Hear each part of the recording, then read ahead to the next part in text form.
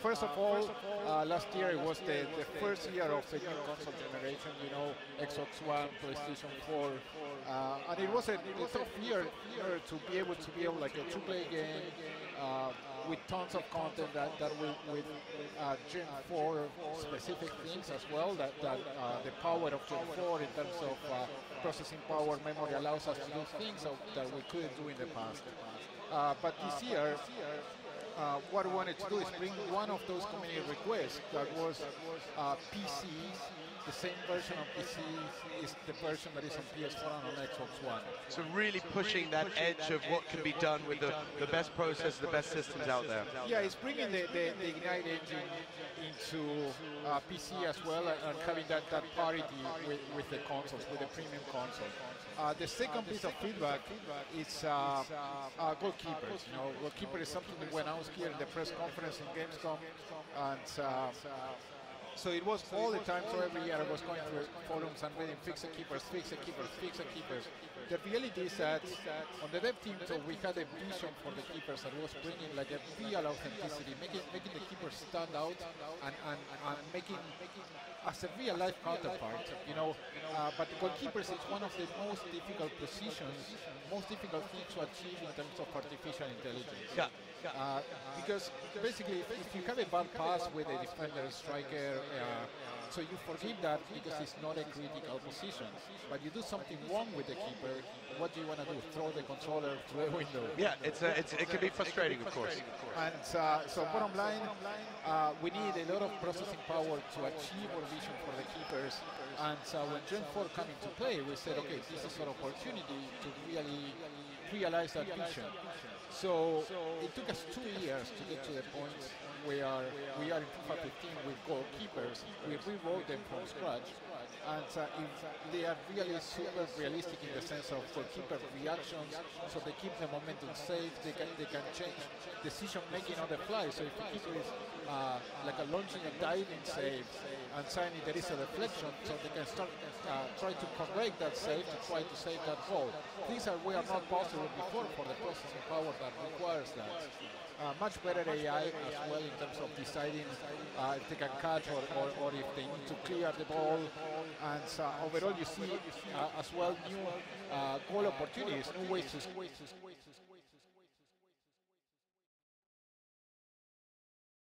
the proper reaction time between the different limbs or the legs, the arms, and it really brings goalkeeper to that next generation feeling, next generation level.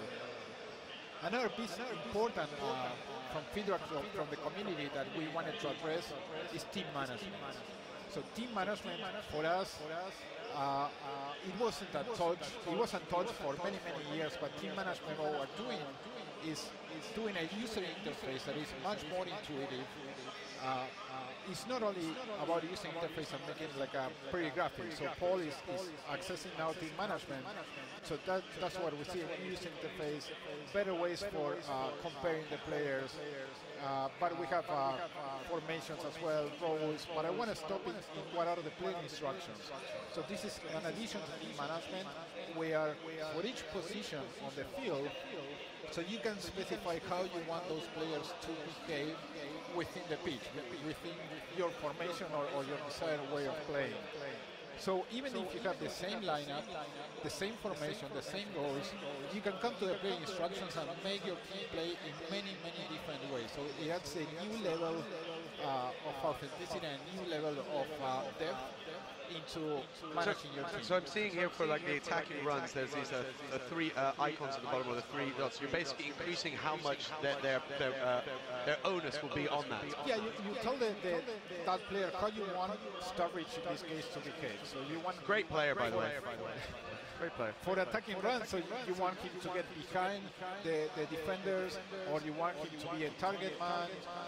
For support runs, how you want to behave. For defensive pressing, how you want him to behave. So you have a lot of different variety of instructions for each player. And as I mentioned, so it adds a new level of depth for those guys that are super deep into managing a team. The other thing that allows team management for us as well is addition of team sheets. So what is team sheets? A lot of people, when they play career mode, so they have a cup game, then it comes like a league game that is not as important, a league game that is super important, and they're all the time going and changing formation, changing the players because they want to rest the guy, and it's super time consuming in FIFA 14. So what we're doing now in 15 is adding the team sheets. So all these different combinations of instruction, formation, roles, etc., you can save it as a team sheet. So you can have up to 6 team sheets per team. So when you're, for example, in career mode, you can say, okay, this is my captain, this is my team B, this is my team A. So all these predefined teams that you can create to allow you a much more variety and convenience when you're playing the game. Fourth piece of feedback, and here we're getting into a licensing stuff, is a Turkish league. So it was probably of the leagues that we had missing last year. It was the most requested league, the Turkish league. So a lot of effort we put into it, and we finally are able to get the Turkish league back. Wow, into FIFA. very cool. Yeah, it's the 18 teams of the Turkish league, so it's amazing for us. Those are the main things, but I want to talk about some other stuff. So we have so much stuff within the game this year. Let me talk to you a little bit about the visuals. Yeah, it looks stunning. Even in this, obviously, I understand this isn't the finished product, but already now this looks phenomenal. Yeah, one of the key aspects for visuals this year is that we are introducing a new technology that is physically based rendering. So physically based rendering, what it is modeling how the light travels in real life, like a physical simulation of the light. And that allows us to have a much more integrated environment. So it looks beautiful, it looks really beautiful. But what we're seeing as well here on screen, so you see the pitch, that there are some foot marks that here and there. So the pitch gets degraded over time. And so you actually see some deterioration of the pitch. Exactly. Brilliant. And it's not random, so we're actually tracking every single footstep, every single slide, and what is the strength of that footstep and slide. So it really feels amazing. So it feels like a real world, real life game. And in case of the Premier League as well, so what we're coming in the game are the 20 stadiums of the 20 teams that are on the Premier League 14-15 season. That's outstanding for us. Not only that, so what are they, we have a technology for scanning the faces of the players, and then they become the players of the game. So what are they, more than 200 players or scan heads, how we call them, from the Premier League. That's something impressive. The amount of content, the amount of assets that we're adding this year is impressive. We also have the Premier League overlays, as you see, so it's a complete package from the Premier League that is outstanding for us. So you see the adboards as well, that are the adboards that each club has in the stadium as well. And we're adding tons of content in terms of chants from the crowd, and really integrating everything. So the commentary, the crowd, the players, how the players react. It's kind of emotional intelligence now. So we are tracking emotion for each player, and each player has an attitude towards every other player on the pitch. So that allows us to have like a player interactions on how are they feeling towards each other. So imagine that you are playing a football game with your buddies, with your mates, and maybe with some you are happy with some you are not so happy with, and you have these gestures towards them during the entire game. And you see that in real life as well, in real life football. And that's what we're adding. So really making a game that feels like a real thing, feels like a real football. And overall, so it's all over the pitch, everywhere. It's a fantastic game. It's really a fantastic game of football, and we love it. But the one thing. Congratulations, by the way, Paul. That was well played, sir. Flag physics. Yeah, we have the corner. And I also feel that it was quite just to do it with Lallana, because I feel like he's a big purchase for me. Welcome to the side, right? Yeah, really big purchase for the summer. Well spotted, good guy. A shame he didn't have a better World Cup. Yeah, we're here in Germany. I'm Argentinian, and it's not tough. So I have nothing against Germany. I think they deserve winning the World Cup. and fantastic team. And we just had Christopher Kramer coming. Okay. Like, Okay. you know, the guy who got the concussion during the World Cup final. Yep. So he just played FIFA with us. Oh, brilliant. And no, he was really pleased about it as well. But the main feedback that we have from the game in terms of gameplay is responsiveness.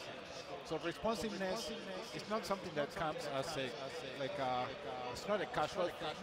So we put a lot of effort this year into make the game super responsive.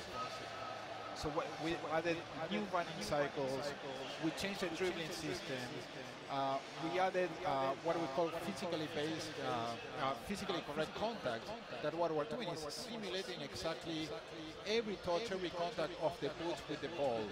So we keep the momentum of the ball, so every touch keeps the momentum, it's not as being reset.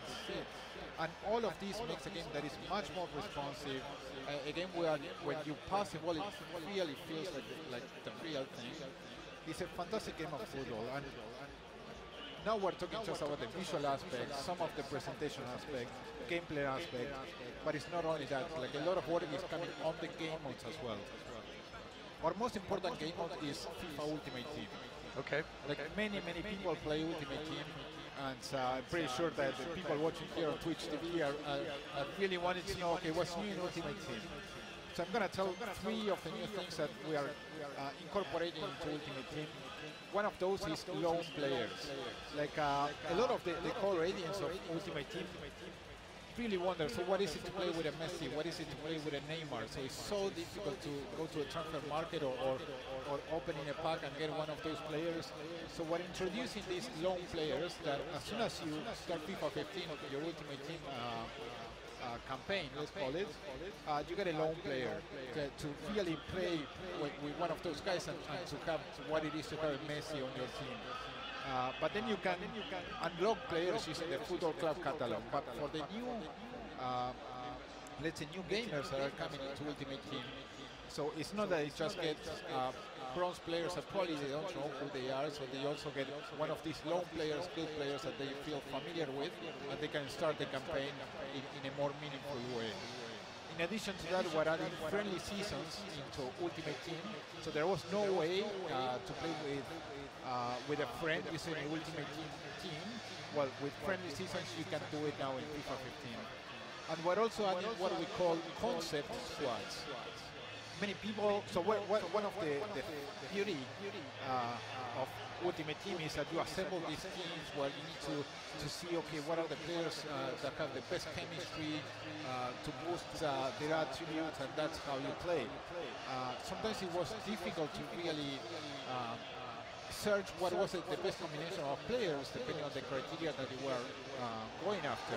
Well, with concept squads, you can try all of that. So you can try any teams that you want and see how it changes. So if you don't want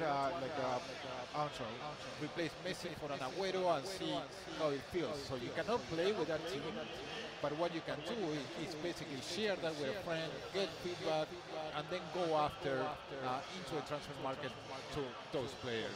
So fantastic things for Ultimate Team. The changes of team management is what benefits, in particular, career mode. But in career mode, we're doing a lot of things in terms of player growth, in terms of the transfer market, in sending scouts automatically in global transfer network, many things to make the experience much better. In terms of presentation, we think another nice goal, by the way. Quick ball. I have to give credit where it's due. Poor Man City, though. Wrong side. That was some of the new goalkeeper animation, though. So career mode is a lot of the work in terms of presentation. The commentators, we have a new technology in audio, a new stitching technology. So what is stitching? Imagine that you're going on the train and suddenly you hear the next station is whatever. So that's stitching. So it's the next station is, and then space, whatever. They stitch all the stations with the first part of the audio. So we have a new stitching technology that is not just cutting on spaces, but cutting in the middle of words.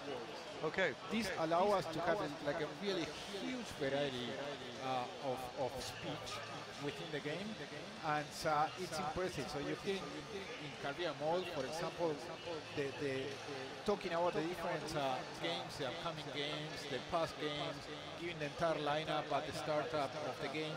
So it really brings everything together and it feels super immersive. In terms of on other online game modes, on clubs, we have new tools for scouting virtual pros. We have new customization options. You can choose new celebrations, the finishing moves. You can choose your posture when you're going to take free kicks. Oh, cool! Like many things. And there is one thing that we're adding that I'm super excited about. That it's inspired a bit on first-person shooters. You know, when you play shooters, and at the end of the session you have a countdown, and then you're like right into the next session. Well, we're doing that in football this time. Okay. So you're with your team, you finish the match, and then there is a countdown, and at the end of the countdown you get automatically match-made with somebody with some other team. Brilliant. So really fantastic things in terms of clubs. In seasons there is a similar mechanic, but instead of just having a countdown, you have just a play next match button. So it really reduces a lot of friction, and it allows you to do what you care the most within the game, that is playing the game. So not dealing with loading times or wasting time around. So many things that we are super excited, and there is one new thing that we're introducing that we're calling Match Day Live. So we're using primarily goal.com, but we have also FIFA.com, MLSsoccer.com as providers, like news providers. So you have a new tab when you enter FIFA where you get the latest headlines for your favorite club. Oh wow! It's fantastic. Like so today when we were turning on the machines, it was really great looking about seeing the news about Dortmund win from yesterday. Yep. It is fantastic. So it's truly amazing. Like really blurring that line between what is it, the real world of football and the game. So we're super excited about that. And blurring and making that connection feel like it's more the same universe almost. Exactly. That's what we care. So we care a lot about that. So you know, FIFA is not about just getting the disc one day and we forget about it. So we really run FIFA as a service, like all season long, with the updates, squad updates, with the formation updates, who's injured, who's not injured. And now having these news headlines, it really makes that integration even better. That service taken to the next level. So many things that we are really excited. But as I mentioned, so if you ask me what are my favorite things of FIFA this year, it sounds like there's a lot that you guys have been thinking about, a lot of tweaking and really putting forward. Let me ask the question: what's the one that gets you really excited? For me, it's responsiveness. Like it's truly the responsiveness, because it really makes a game that is much more fun to play, and you don't want to stop playing. You really don't want to stop playing. And then, so I can continue going on and on with this. Then the visual aspect of the game, the visual leap from 14 to 15, it's amazing. And many times where we were like having some sneak peeks of the game, people were like, they didn't know that it was FIFA. They were like just looking into a game and saying, hey, what game is playing? And it was a game of FIFA. This is another, Paul just skipped it, but it was another